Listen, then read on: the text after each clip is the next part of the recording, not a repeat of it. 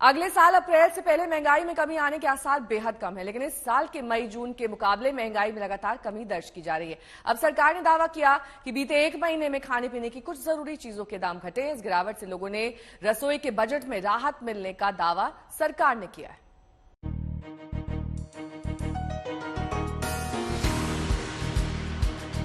महंगाई से परेशान लोगों के लिए आने वाले महीने अच्छी खबर लेकर आ सकते हैं।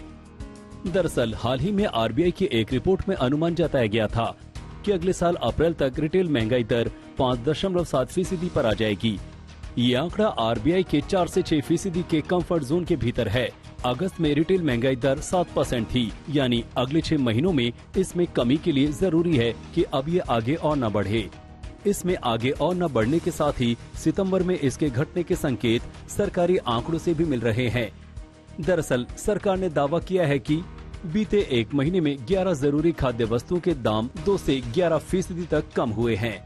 सरकार ने इसे घरों के मासिक बजट को घटाने में मददगार बताया है।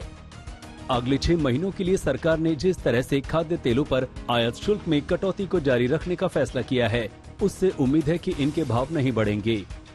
आयात शुल्क घटने और सप्लाई बढ़ने के साथ ही दूसरे कारणों के असर से बीते एक महीने में पाम ऑयल का दाम 11% घटकर 2 अक्टूबर को 118 रुपए प्रति लीटर पर आ गया, जबकि 2 सितंबर को ये 132 रुपए प्रति लीटर था। वनस्पति घी भी 6% घटकर 152 रुपए से 143 रुपए किलो हो गया है। सूरजमुखी तेल के दाम भी 6% घटकर 176 से 165 रुपए लीटर हो गए हैं, जबकि सोयाबीन तेल की कीमत 5% कम होकर 156 से 148 रुपए लीटर पर आ गई है।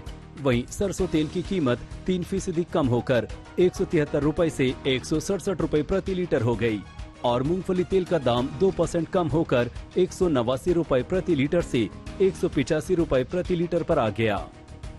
दरअसल वैश्विक बाजार में दाम में नरमी से देश में खाद्य तेल के दाम घटे हैं।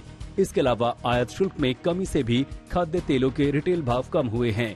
खाद्य तेलों के दाम घटने से भारत को बड़ी राहत मिली है, क्योंकि देश में जहां ज्यादातर सामान की पैदावार होती है, वहीं खाद्य तेलों जैसे कुछ सामानों पर ही भारत आयात के लिए निर्भर है।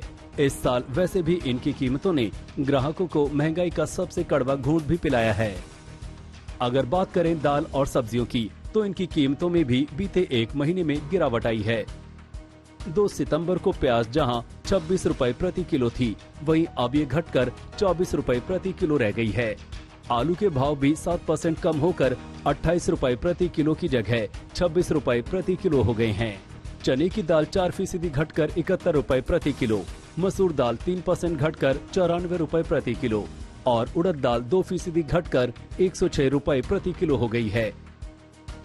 अब उम्मीद है कि फेस्टिव सीजन में भी खाने पीने के सामानों के दाम कंट्रोल में रहेंगे, जिससे लोग जमकर खरीदारी करेंगे और इकोनॉमी की रफ्तार बढ़ाएंगे। आदित्य केराना, आज तक।